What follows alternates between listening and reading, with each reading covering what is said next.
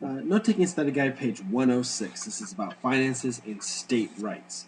And you basically have some economic challenges. The second bank in the United States held the federal government's money, and it lent money to state banks. That's kind of how our bank works today. Our national bank works today. It's called the Federal Reserve.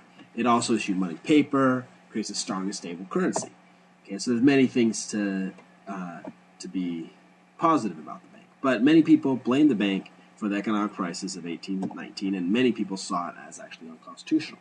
So in 1832, Jackson vetoed the bill to renew the bank's charter, and he won the election opposing the bank, which closed and ran out of its charter in 1836.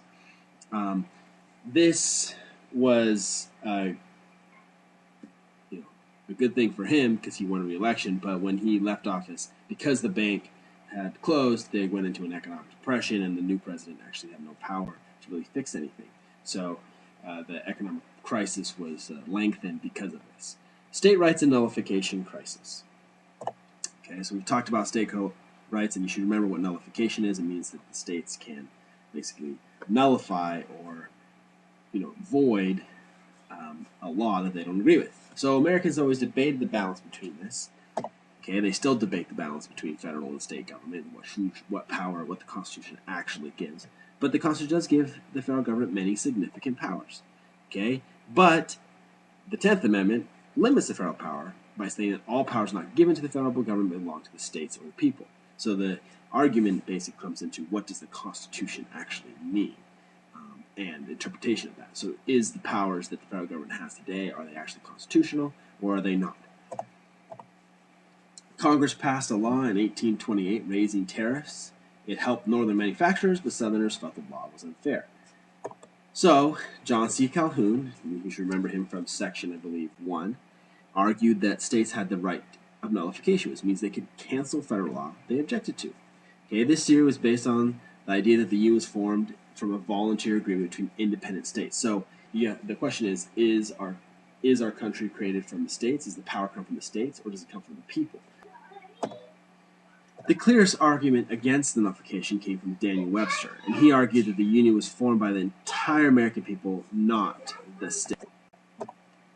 After Congress passed the tariff of 1832, South Carolina voted to nullify the tariffs. It threatened to secede from the federal government, and the federal government said, well, you're going to use force to collect this tariff, whether or not you use it. So basically, after lowering the tariff, making it a little bit lower, so lowering the tax, South Carolina voted to repeal this tariff nullification, and the crisis was avoided. Actually, really pushed on for another about 20 years about 30 years until the Civil War.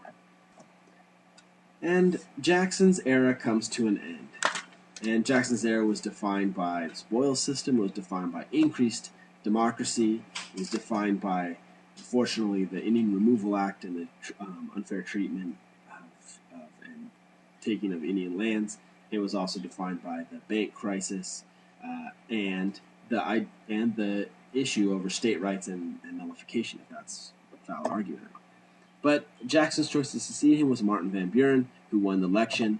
However, the economy collapsed in the Panic of 1837 because of the Second Bank of America being basically not renewed, and Van Buren did not renew it.